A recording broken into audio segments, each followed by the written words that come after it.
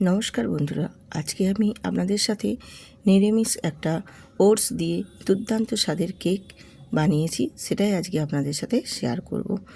আজকের এই নিরামিষ রেসিপিটা ভীষণই সুন্দর।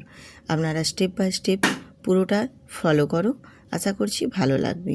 আপনাদের খেতেও যেমনি টেস্টি হয়েছে, বানাতেও কিন্তু খুবই সহজ, খুব ঝটপট কিন্তু বানিয়ে নেওয়া যায়। তো চলো আজকের এই ওটস দিয়ে কেকটা কিভাবে বানিয়েছি সম্পূর্ণটাই তোমাদের সাথে শেয়ার করছি। আমি এখানে নিয়েছি, দেখো, হাফ বাটি ওটস নিয়েছি, আর নিয়েছি যেই সব বিস্কুটগুলো আমাদের বাড়িতে ভেঙে গেলে আমরা লাস্টে ফেলে দিই, সেই সব বিস্কুটগুলো দিয়েই আজকেই বানিয়ে নেব দুর্দান্ত স্বাদের কেক। তার সাথে দিয়েছি আমি এখানে 2 প্যাকেট ওরিও বিস্কুট। ওরিও বিস্কুটটা দিয়েছি কারণ টেস্টটা বেশ মানে সুন্দর আসবে বলে, তার জন্য দিয়েছি। আর ওরিও বিস্কুটটা দিলে কালারটাও বেশ সুন্দর আসে, অন্য কোনো কিছু আর এখানে মেশানোর প্রয়োজন হবে না। তো ওরিও বিস্কুট থেকে আমি ক্রিমটা আলাদা করে নিচ্ছি, কারণ ক্রিমটা আমার প্রয়োজনে লাগবে না। তার জন্য আমি ক্রিমটা আলাদা করে সব ওরিও বিস্কুট থেকে বার করে নিয়েছি। এবারে আমি এখানে ওটসটাকে প্রথমে মিক্সিং জারের মধ্যে নিয়ে ওটসটাকে আমি গুঁড়ো করে নেব। ওটসটাকে খুব মিহি করে আমি গুঁড়ো করে নিয়েছি, দেখো তোমাদের দেখিয়ে দিচ্ছি। দেখো, খুব বেশি ঘন করে মিহি করতে হবে না, কারণ এরপর আমি তো আবারও বিস্কুট গুঁড়ো দিব, দিয়ে আবারও একটা মিহি পেস্ট করব, তখন বাকিটা মোটামুটি গুঁড়ো হয়ে যাবে। তো আমি এবার ওটস গুঁড়ো করে নিয়ে দিয়ে দিয়েছি এখানে ওরিও বিস্কুটগুলোকে একটু ভেঙে ভেঙে দিয়েছি, আর দিয়ে দিয়েছি বাকি আমার বিস্কুটের গুঁড়োগুলো দিয়ে আবারও আমি মিক্সিং জারটা লাগিয়ে বেশ একটা ঘন গুঁড়ো করে নেব, খুব মিহি করে গুঁড়ো করে নেব। তা আমি মিহি করে, দেখো, গুঁড়ো করে নিয়েছি। এই বিস্কুটের গুঁড়োগুলো যতটা ঘন হবে, মানে গুঁড়োটা যত বেশি ভালো ঘন হবে, তত কিন্তু কেকটাও বেক করতেও ভালো লাগবে, সুন্দর হবে, আর ব্যাটারটাও বেশ মাখাতেও সুন্দর হবে। তা আমি একটা মিক্সিং বোলের মধ্যে নিয়ে নিয়েছি সব আমি বিস্কুটের গুঁড়োগুলো দিয়ে, এবারে একটা হ্যান্ড উইচ দিয়ে আমি একটু নেড়ে নিচ্ছি। দেখো কোথাও গোটা আছে কি না। তো মোটামুটি যাই হোক, আমার গুঁড়া নেই, মানে গুঁড়া হয়ে গেছে, কোথাও দানা অংশ নেই, বেশ সুন্দরভাবে। এবারে আমি দিয়ে দেব 4 ভাগের 1 ভাগ এখানে নুন। যেহেতু এটা মিষ্টি কেক মানেই মিষ্টি, সেহেতু একটু নুন দিলে কিন্তু টেস্টটা বেশ ভালোই আসে। আর দেব এখানে আমি 3 চামচ টক দই। এখানে আমি 3 চামচ টক দই দিয়ে দিলাম, আর একটু যেটা আছে আমার প্রয়োজনে লাগলে আমি দেব, না লাগলে না দেব। আর দিয়ে দিচ্ছি এখানে 2 টেবিল চামচ চিনি। তো যারা এটা হচ্ছে ডায়েট কন্ট্রোলের জন্য খেতে পারো, তারা কিন্তু চিনিটা স্কিপ করে এখানে মধু অ্যাড করে দিতে পারো। আর চিনিটার প্রয়োজন কিন্তু খুব বেশির প্রয়োজন হবে না, কারণ চিনিটা হচ্ছে তোমার যেহেতু বিস্কুটে মিষ্টি একটা আছে, তার জন্য আমি এখানে 2 চামচই দিয়েছি, খুব বেশি প্রয়োজন হবে না। আর যারা ডায়েটের জন্য এটা মানে করতে পারো, যারা ডায়েট কন্ট্রোল করছো, তারা কিন্তু এখানে মধু একদম মাস্ট দিয়ে দিবে চিনির পরিবর্তে, তাহলে কিন্তু বেশ একদম স্বাস্থ্যকর একদম হয়ে যাবে। দিয়ে আমি এটা অল্প অল্প জল দিয়ে একটা ঘন ব্যাটার বানিয়ে নেব। তো জলের পরিমাণটা যতটা প্রয়োজন লাগবে সেই মতো দেব, আমি তোমাদের দেখিয়ে দেব কি পরিমাণে আমি জলটা কীরকমভাবে ঘনত্বটা রাখছি, সম্পূর্ণটাই দেখিয়ে দেব। তো এখানে দইয়ের সাথে চিনিটা খুব ভালোভাবে আমি মিশিয়ে নিয়েছি।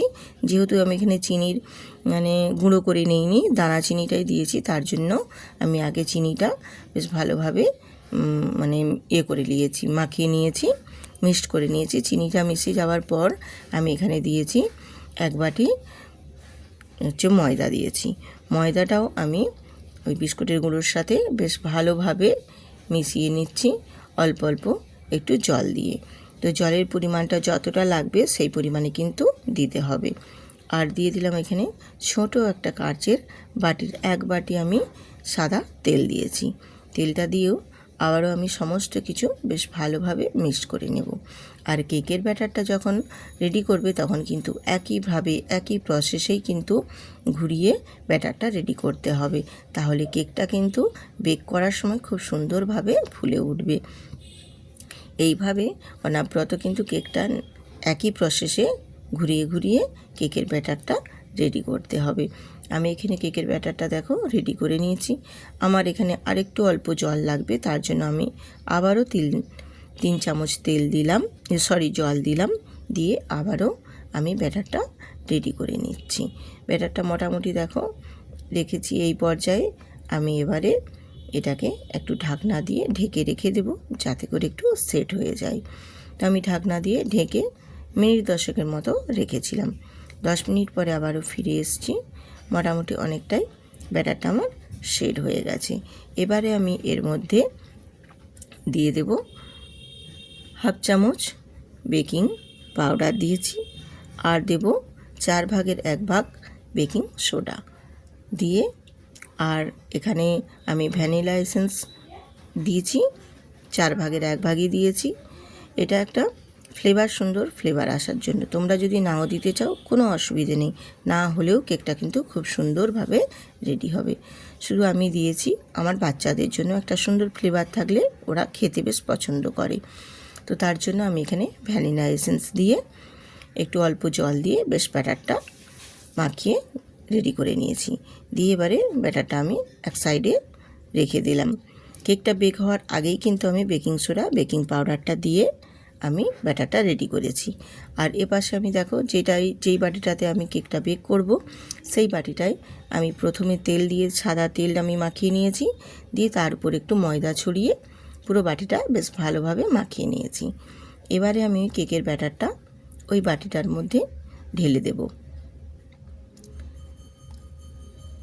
বেশ ভালোভাবে দেখো সম্পূর্ণটাই আমি ঢেলে দিয়েছি। দিয়ে একটু হাতে ঘুরিয়ে ঘুরিয়ে ট্যাপ করে দেব, তাহলে ভেতরের যে বাবলসগুলো থাকে সেগুলো সম্পূর্ণ বেরিয়ে যাবে, তাহলে কেকটা বেশ সুন্দর বেক হবে। তো আমি রূপা ব্লগস উইথ রূপা চ্যানেলে আপনাদের সবাইকে স্বাগত। আজকের রেসিপি দেখার জন্য। আজকের রেসিপি দেখে যদি তোমাদের সুন্দর করে মনে হয়, তাহলে একটা সুন্দর করে কমেন্ট করে বন্ধুদের সাথে শেয়ার করে এটি লাইক করে দিও। তো আমি দেখো একটা গ্যাসেতে একটা ডেকচি বসিয়ে দিয়ে তার উপরে স্ট্যান্ড দিয়ে কেকের বাটিটা বসিয়ে দিয়েছি। বসিয়ে দিয়ে আমি ওপর থেকে একটা ঢাকনা দিয়ে ঢেকে দিয়েছি। আমি এটা প্রথমে হাই হিটে 5 মিনিট ফুটিয়ে নিই, তারপর প্রথমে আমি 5 মিনিট হাই হিটে দিয়ে তারপর লোতে দিয়ে দিয়েছিলাম। দিয়ে আমি 10 মিনিট পরে কেকটা বেক করে নেওয়ার পর একটু ঢাকনা খুলে তোমাদের দেখিয়ে দিচ্ছি, এবং ওপর থেকেও আমি কিছু ড্রাই ফ্রুটস দিয়ে একটু ডেকোরেট করে নিচ্ছি, তাহলে কেকটা দেখতেও কিন্তু ভারী সুন্দর লাগবে। আমি এখানে ডেকোরেট করে নেওয়ার জন্য আমন্ড বাদাম কুচি করে নিয়েছি, আর মাঝের মধ্যে দিয়েছি একটা চেরি দিয়ে ওপর থেকে এইভাবে একটু ছড়িয়ে দিলে তাহলে কী হবে, দেখতে বেশ ভালো লাগবে।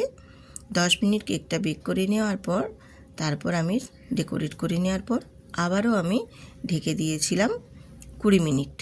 মোট আমার এখানে 30 মিনিট মতো কেকটা বেক করতে সময় লেগেছে। তো আমার 30 মিনিট পর ফিরে আসছি। দেখো কেকটা কতটাই সুন্দরভাবে বেক হয়েছে, আর একদম ওপরটাও খুব সুন্দরভাবে ফুলে উঠেছে। আমি তোমাদের একটা ছুরি দিয়ে দেখিয়ে দিচ্ছি কেকটা কতটাই সুন্দর বেক হয়েছে। তো দেখছো কতটাই সুন্দরভাবে বেক হয়েছে, ছুরির গায়ে কিন্তু একটুও লেগে নেই, তার মানে কেকটা একদম পারফেক্টভাবে বেক হয়ে গেছে। এবার আমি এটা নামিয়ে ঠান্ডা করে নেব, ঠান্ডা করে তোমাদের কাছে তারপর সার্ভ করব। তো কেকটা আমি দেখো ঠান্ডা করে নিয়ে ফিরে এসেছি। দেখতে কিন্তু ভারী সুন্দর হয়েছে। ওটস দিয়ে এই রকম নিরামিষ কেক বানিয়ে নিতে পারো খুব ঝটপট, এবং যারা ডায়েট কন্ট্রোল করছো তারাও কিন্তু এইভাবে ওটসের কেক বানিয়েও কিন্তু খেতে পারো, তাহলেও কিন্তু ভীষণ টেস্টি একটা কি বলবো ব্রেকফাস্টও হয়ে যাবে, আর খেতেও বেশ ভালো লাগবে। তো এই রকম নিত্য নতুন রেসিপি পেতে আমার চ্যানেলটি সাবস্ক্রাইব করে আমার পাশে থাকবেন। নতুন নতুন বন্ধুদের বলছি, আর যেসব বন্ধুরা পুরনো বন্ধুরা আমার সঙ্গে জুড়ে আছো তাদেরকে অসংখ্য অসংখ্য ধন্যবাদ আমার সমস্ত রেসিপির সঙ্গে আমার সাথে জুড়ে থাকার জন্য। আবারও আসবো এরকম নিত্য নতুন রেসিপি নিয়ে। ততক্ষণ তোমরা সবাই সুস্থ থাকো, ভালো থাকো। আবার আসবো এরকম নিত্য নতুন রেসিপি নিয়ে আপনাদের মাঝে।